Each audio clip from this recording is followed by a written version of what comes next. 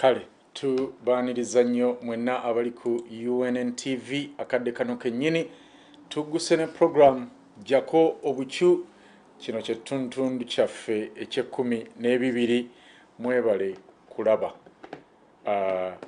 GYAKO-OBUCU era nkakasiza ddala nti programu eno ebakola bulungi nnyo n'olw'ensonga eyo yita munno ne munayite munne obagambe nti tugguse ate ne episode eno gye muteetaaga kusubwa kubanga ebirimu mufofoolo bye twaleetaze okumanya nga ffe abali mu revolution eno kubanga abantu abasinga revolution oba oli awo balowooza yaggwa ate era mu ngeri y'emu baali baamanyizibwa nti oba oli awo okulonda bwe kuggwa tulina okwebaka ne tulinda paka ate okulonda okulala lwe kuliddako naye kuno okulonda tuleese oba mu lwaleero tuleese okubalaga ki ekyakuteesaawo era naki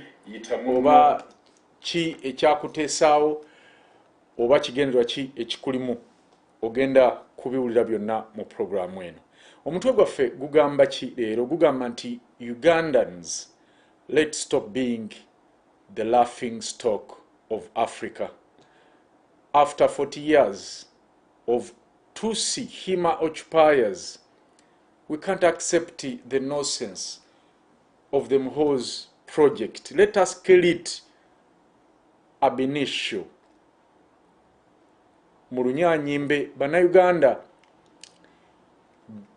tuleme kufuuka kisekererwa mu Africa. Emyaka 4 nga batuusi bano n'abahima batufutubbaddeko kiba kyabusiru nnyo okukkiriza ne muhoozi project. Tulina okugiyimiriza mbagirawo.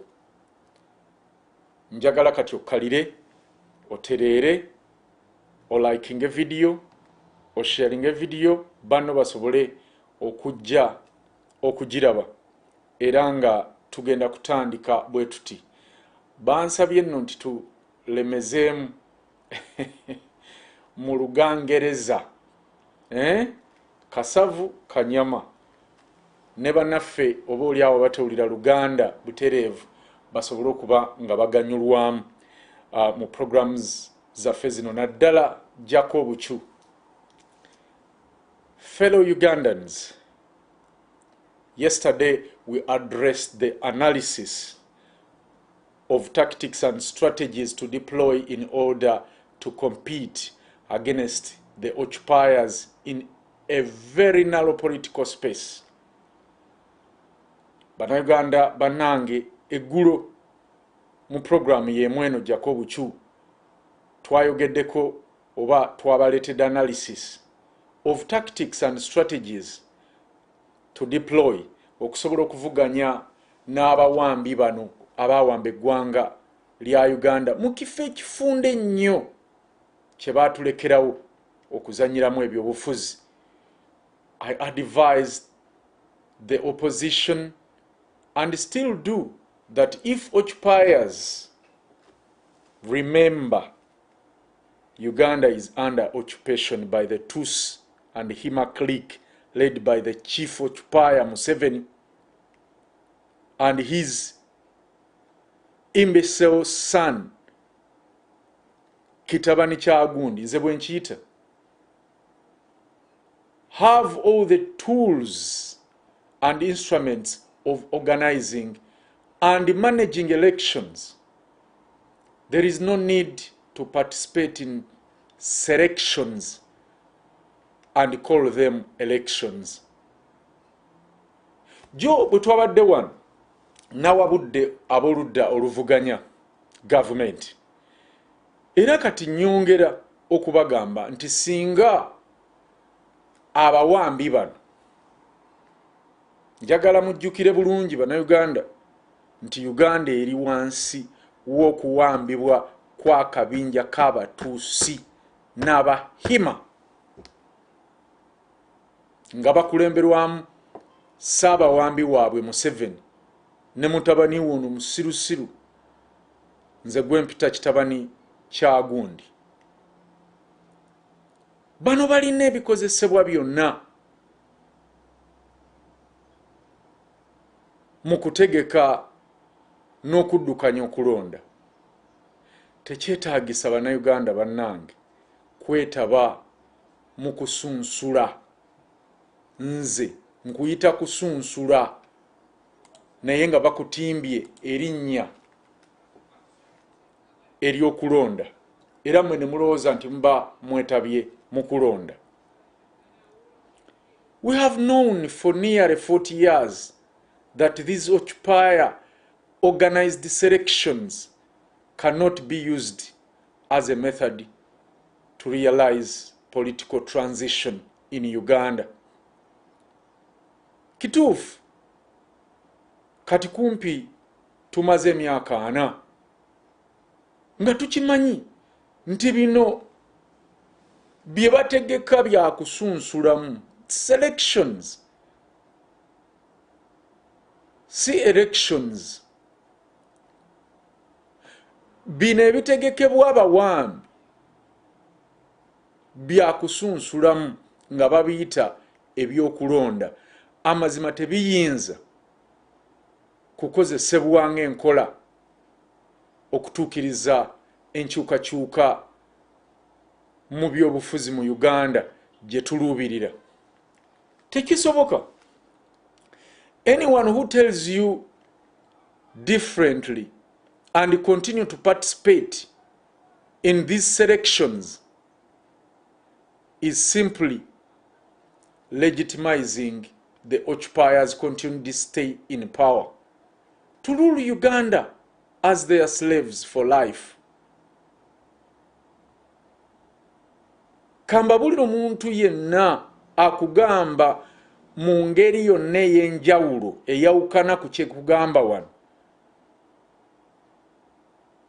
n'akumatiza ogende mu maaso n'okwetaba mu by'okusunsulamu bino.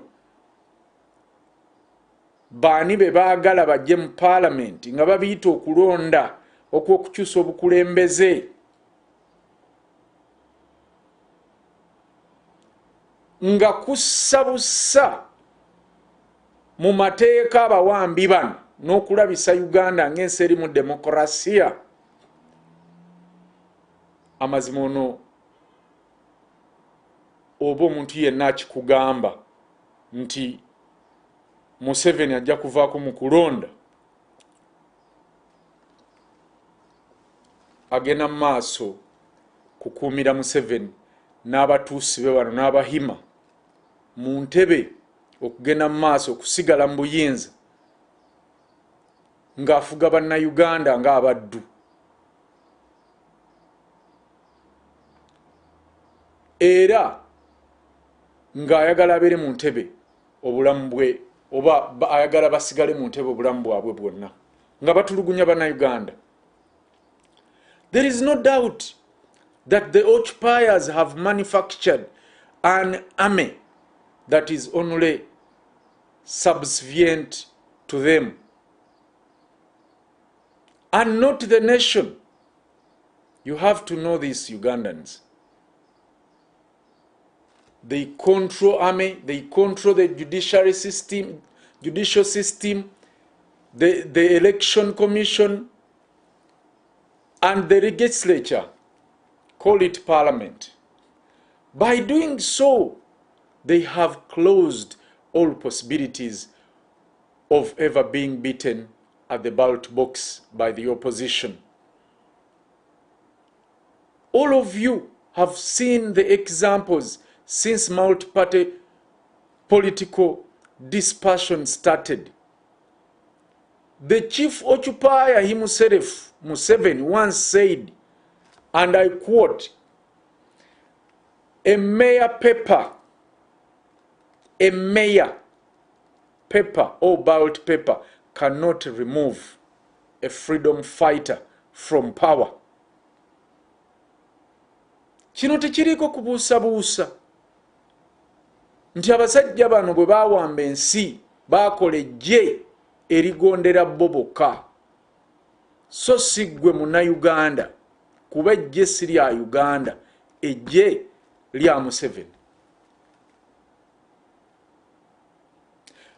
Beefuga ekitongole ekiramuzi. Museveni yalonda abalamuzi okuva ku wa kkooti ento paka ku nkulu.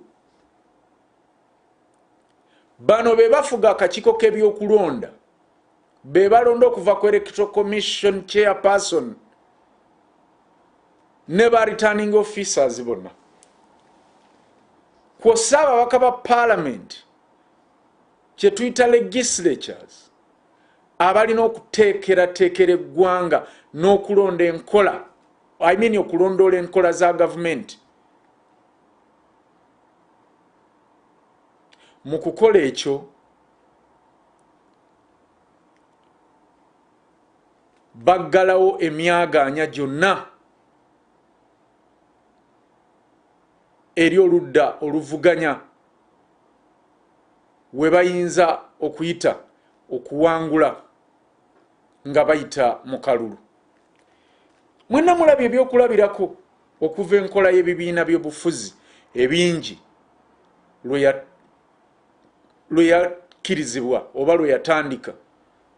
Omuwambi ono omukulu Museveni yennyini lumu yagamba era njuliza mu quotes nti akapapula obupapula tekayinza kujja mulwanirizi wa ddembe nga ye mu buyinza.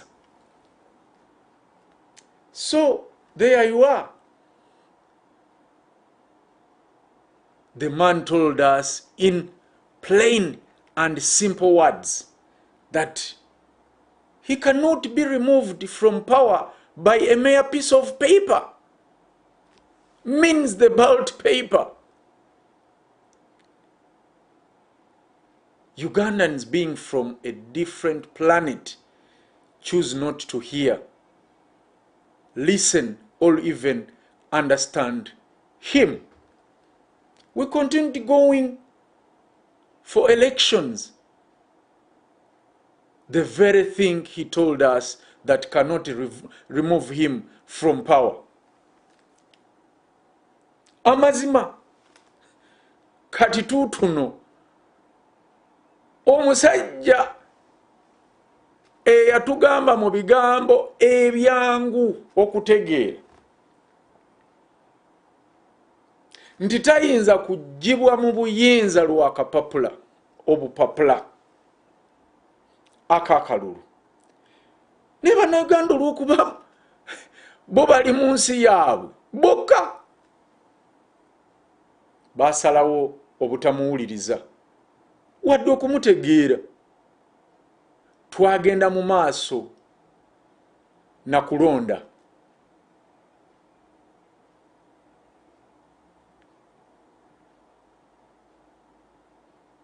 Kyennyini kye yatugamba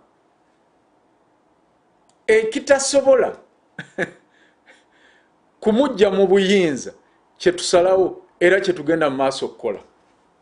Bane twaba kiffe twagala ki? Twagala kutegeera tutya kino. Ugandans, by continuing to go for selections, we were saying to him, sir, we know we cannot remove you by the vote, so let's just continue voting and maintaining you in power. That's what we are doing. Even when he told us that he does not work for anyone but himself and his family only.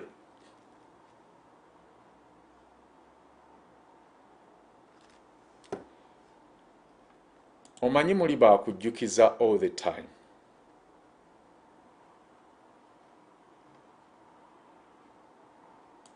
This is what he said.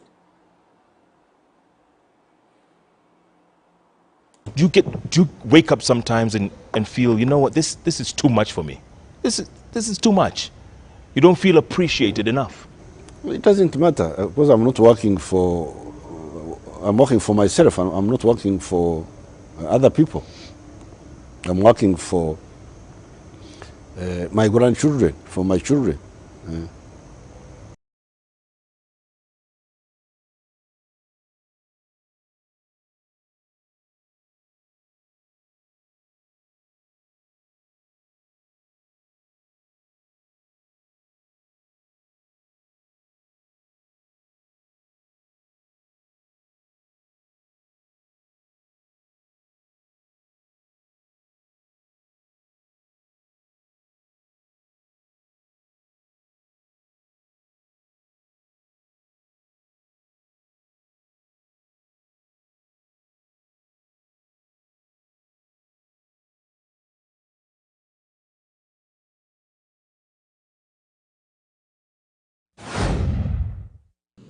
Even you, people are not proud. I don't want anybody to say that Museveni is rich because he was helped. No way. If I am rich, it is because I worked for everything myself. I feel very proud. That's why I don't care about anybody.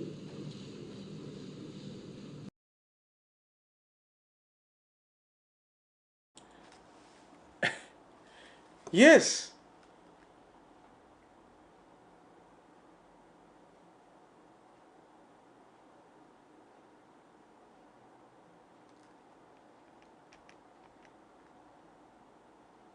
After telling us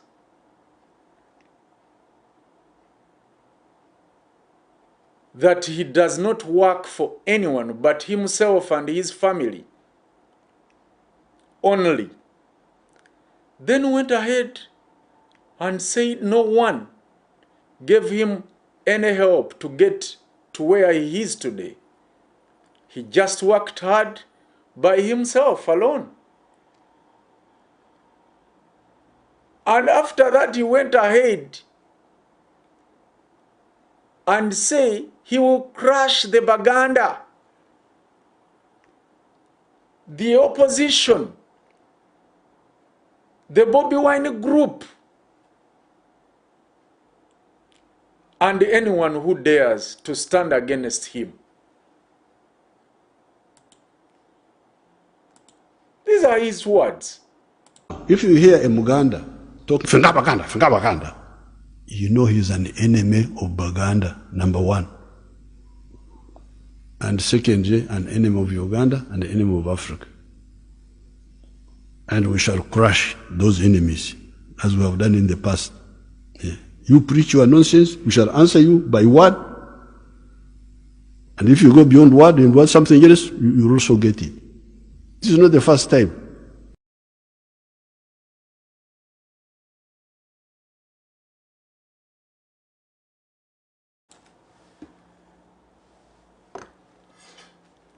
Have you heard that? But Ugandans still legitimized the very, very process he warned us about, the belt that can never remove him from power. Kambabule Uganda okwongera okugenda n'okulonda mu maaso. Awo tuba tugamba bugambi Museveni nti ssebo tukimanyi nti tetusobola kukuggyawo nakalulu. Kale tuleke tulonde oba tuleke tugende mu maaso n'okulonda tusobole okukumira mu buyinza paka okufa. Kubanga azze ayogera ebintu mu birabi.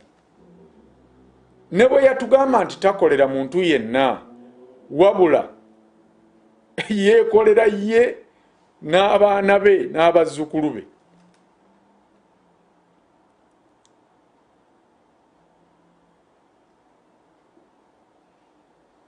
Era n'avaayo n'abagamba nga bwe muwulidde mu vidiyo nti tewali yamuyamba. Teri yali amuyambyeko, teri gwe yasaba, teri yali amuyambyeko, buli kyatuuseeko akituuseko nga y'omuntu.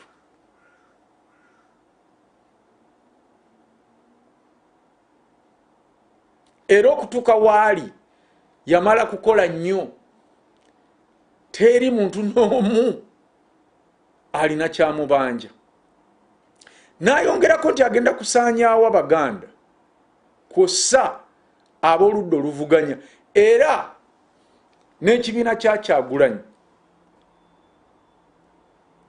tekiriiwo ajja kukisaanyaawo kuba alinamu abaana be abamukolera ku mulimu ogwo. Era n'alabula n'omuntu yenna agezaako kumuwakanya nti ajja kumusaanyaawo. Naye bannayuganda bakyassa mu nkola oba bakyassa mu mateeka enkola yennyini gye yatulabulirako ey'akalulu, gye yagamba nti akalulu oba akapapulopapula tekayinza kumujja mu buyinza. Amazima kyewuunyisa nti bannabyabufuzi omuli ne Bobi Wine n'asituka n'agamba nti abo abagamba nti akalulu tekakola baagala kutubuzaabuza, tulina okusigala ku kalulu. Really?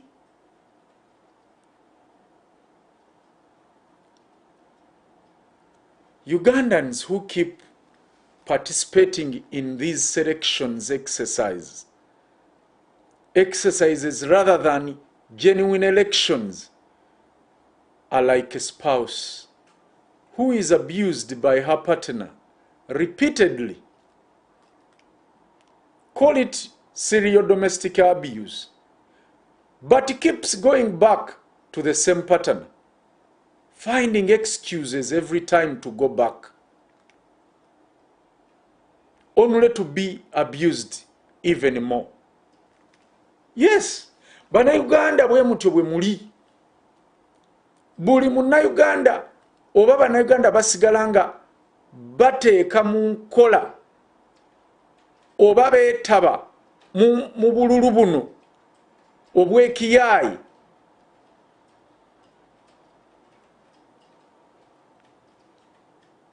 ffe bwe tuyise selection 1 oba okusunsulamu nga mubuyita okulonda okwannamaddala temulina njawulo na mufumba atulugunyizibwa munne enfunda n'enfunda kiyite serial domestic abuse. Kyokka bw'anobayo okumala akaseera ng'anoonyayo ensonga gye yeekwasa lwaki alina okuddayo, kyokka bwaddayo ate atulugunyizibwa bya nsusso.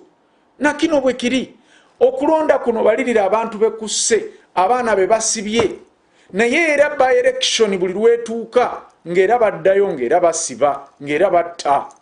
Mulina njawulo kinaabo n'omufumbo oyo. The Federal Revolutionary Team at UFCC here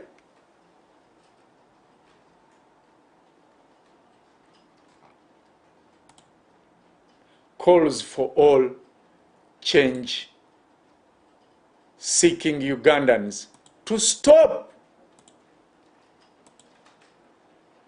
finding excuses to participate in these silly selections, where results are known even before one vote drops in the box, where districts have been subdivided by gerrymandering into smaller constituencies to give the occupiers an advantage in areas where they have more support, where all returning officers are from one village, where the security agencies go out of their way to harass, arrest, kill, and detain opposition leaders and their supporters, where the Electoral Commission is wholly in the armpits of the occupiers, and where the treasury and government coffers are of free access to the two occupiers to pour into the selection process time after time.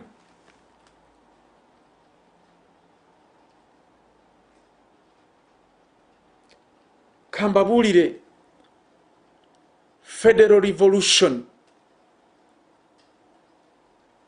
yatuuse da era wano gye tutembeeta. UFCC esaba Bannauganda bonna abanoonya enkyukakyuka okukomya okunoonya ensonga oba obusongasonga obw'ekisirusiru obw'ekitumbaavu obubeetabya mu kusunsula kuno okw'obusiru nga bakuyita okulonda.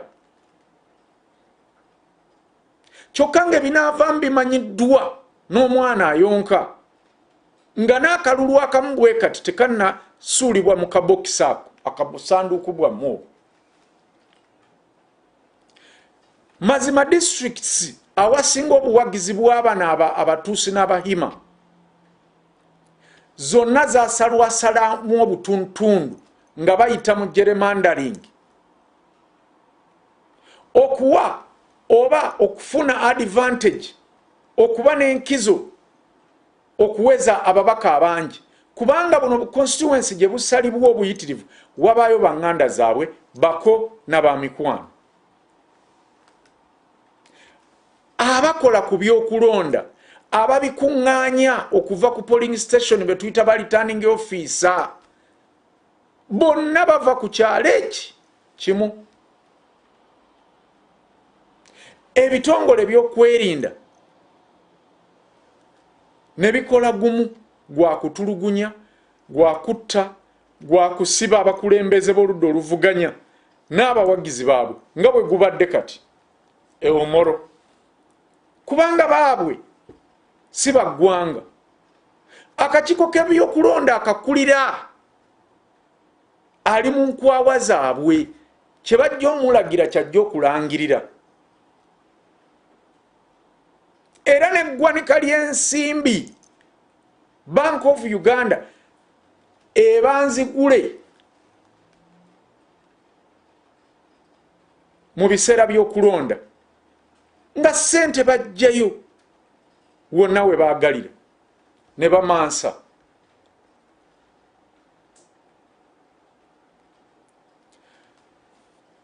We are in federal revolution. For us who are in federal revolution say this must stop now. This was designed as a game to legitimize the TUTSI HIMA dynasty in Uganda. Fake elections. If we continue to play the same game, we shall end up with Kitabani Kyagundi. I'm telling you, Chino.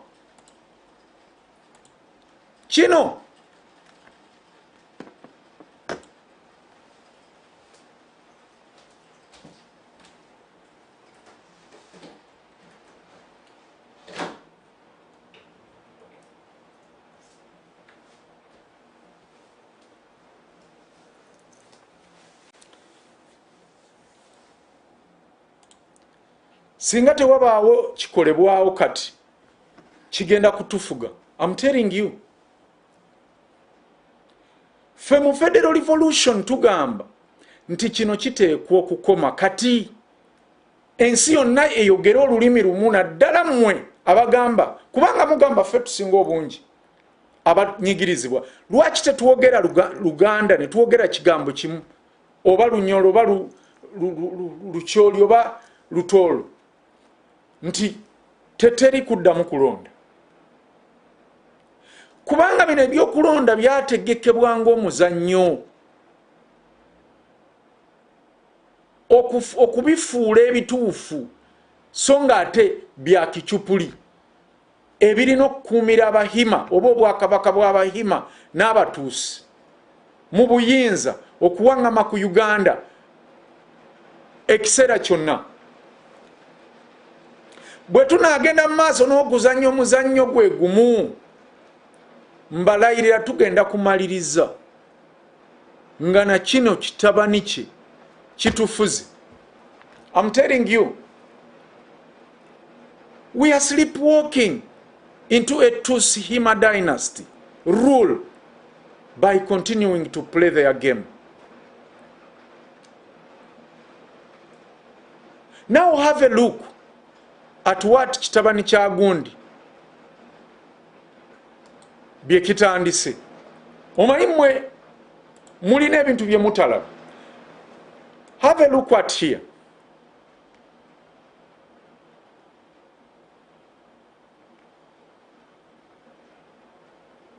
Bino bye kitandise okuwandika ku social media yakyo.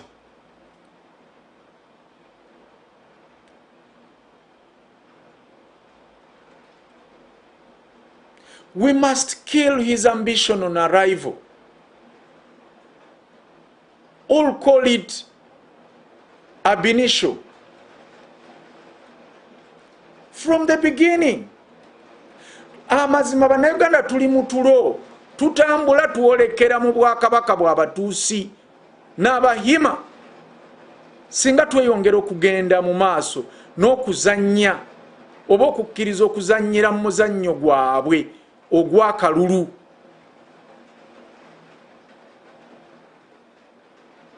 Tulina okulwana amasajja okukomya oba okussa ekkomo ku muhoozi project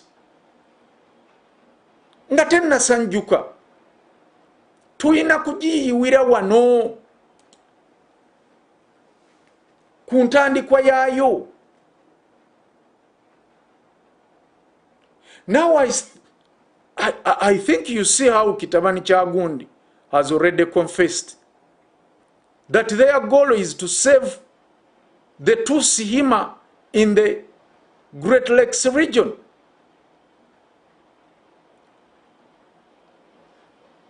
When you look at these tweets, I'm very sure now I think you see where we are going. Yes. Ndowooza kakati olaba mulaba ekyana kino bwe kyamaze ne kyatula nti golo yaabwe yakuwamba Uganda okusooka, then basinzirawo bawambe Great Lakes yonna oba ensi ezo ziri ku lubalama lw'ennyanja Nalubaale nga bagiwambya okuba oba okufuuka oba okukulemberwa oba colonizing bw'abatuusi n'abahima. Yes, kati noza mutandise okulaba gye tulaga. Mugende mulabe tweets ze yabaddeko the entire week. Yabadde bino byayogerako byokka nga bya postinga byokka okumanya ekisajja kino kijega.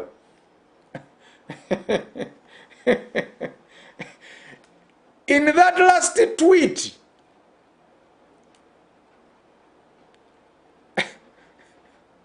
this imbecile son refers to the last king of Ankore as a King Kahaya. His grandson, the late Rubereza, being his uncle who taught him to be a fearless warrior. That right now, their king in Ankore is Kaguta Museveni. Nekimutaginga namu. Mwetegereze tweet yeyo wekyataddeko ekifaananyi ky'oyo omusajja. Yindooza yeyasembyeyo ku ezo kyabadde kisiriwalirako ebyo ebya Great Lakes. Ekyana kino n'obuziru bwakyo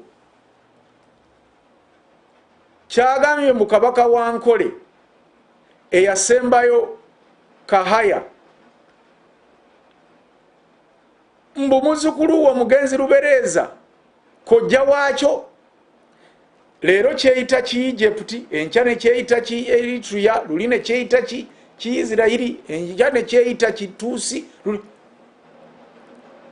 Kyagambye mbu ate kakati kisibuka ate mu bwakabaka bwa Nkole nti oyo kojja wa anko waakyo muzzukulu wa kabaka Kahaya ye yakitendeka okubeera ekirwanyi ekitatya era ne kikkaatiriza ate ne kisembayo nga kigamba nti mu kiseera kino kabaka Wankole ye Museveni twabagamba omusajja ono yajjawo obwakabaka obugabe bwa Nkole ng'ayagala kufuuka kabaka waayo kati ekyana tekyamaze ne kibyogera era kyalagidde ddala kati kyajjeeyo byonna bye tubadde tujja tubasomesa nti bano abasajja balwanirira they are fighting for identity and bwe baba kimanyi nti tebalina we basibuka mu Great Lakes region balina kuba nga bakulembeze nga abalimu bonna babafudde baddu. These occupiers mistakenly think this is their land to conquer.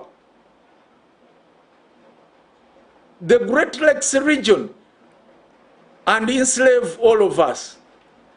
Yes, we must raise up and stop their ambition from the beginning. As I said above, we need to stop it at its ab initio.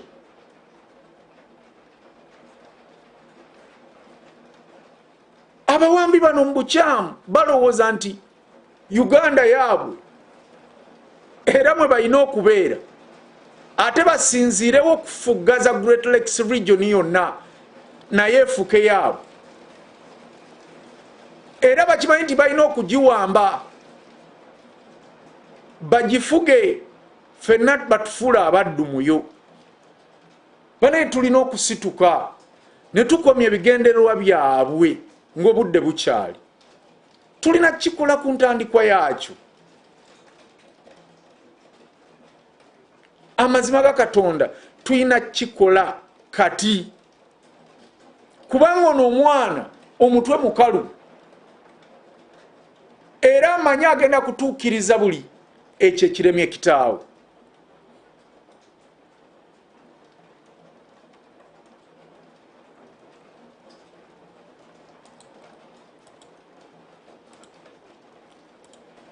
Our methodology for stopping this madness is embedded in instituting a federal system of governance in Uganda. Enkola yaffe y'okkomya eddalu lino lye basitudde bano esabikiddwa mu kuteekawo enkola ya federal system of governance mu Uganda. We are not going to beg anyone to allow federalism in Uganda. Quote me. We the Ugandans in diaspora or in exile and people back home are going to rewrite our federal constitution and create structures that will parallel the occupiers, a legitimate government. Those structures will be formulated and empowered by the Constitution in such a way that they can interface with foreign governments that wish to build relationship with the new Federal Republic of Uganda.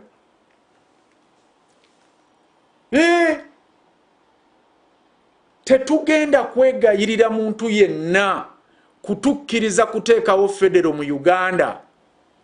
Abo bonna babadde beebuuza mbakakase kati.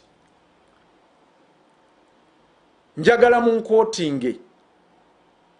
Ffe Bannauganda abali mu exile mwe gye muyita diaspora wamu n'abali eka tugenda kutuula mu lukiiko lwa UFCC okuddamu okuwandiika ssemateeka waffe wa federo tukole enteekateeka ezigenda okumaamula ko ki gavumenti ky'abahima bano n'abatuusi ekitaliwo mu mateeka mu Uganda. Enteekateeka zino ziri mu kukolebwa era zijja kuweebwa obuyinza okuva mu ssemateeka wa federo gwe tugenda okukola nga Bannauganda okusobola okukwatagana obulungi ne gavumenti z'ebweru oba ez'amawanga ag'ebweru ezeetaaga okuzimba enkolagana ey'omuggundu ne Federal Republic of Uganda empya. Those federal structures will implement relevant constitutional methods to oust the government of the occupiers currently oppressing Ugandans. Enteekateeka zino empya eza federo eziri mu kugenda mu maaso okukolebwa zigenda kussa mu nkola ssemateeka agenda okwesigamibwako Bannauganda okugoba gavumenti y'abawambi bano abanyigiriza Bannauganda mu kiseera kino. So join us in UFCC Federal Assembly Conference to be part of the history. Please join us in UFCC Federal Assembly or a conference to be part of history. Yes, mujje mutwegatteko mwenna Bannauganda mu lukiiko luno olwa Federal Assembly oba conference mubeere ekitundutundu ku byafaayo bya Uganda. Mubeere bamu ku abo abanunula Uganda, abanunula ensi yammwe. Yes, mugende ku www.ufcc.uk muregisteringe ate musome n'ebiriyo naddala ebikwata ku states zammwe na biki ebikolebwa kati ebigenda mu maaso.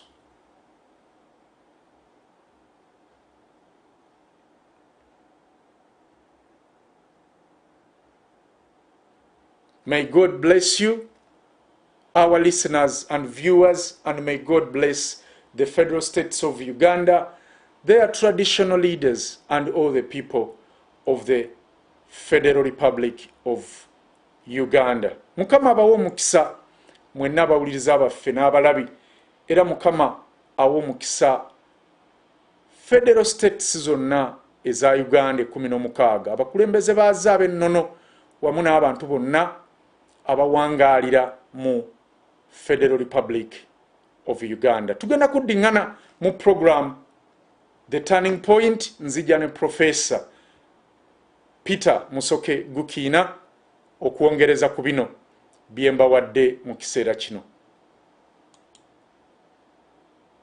Mugira mubaayo.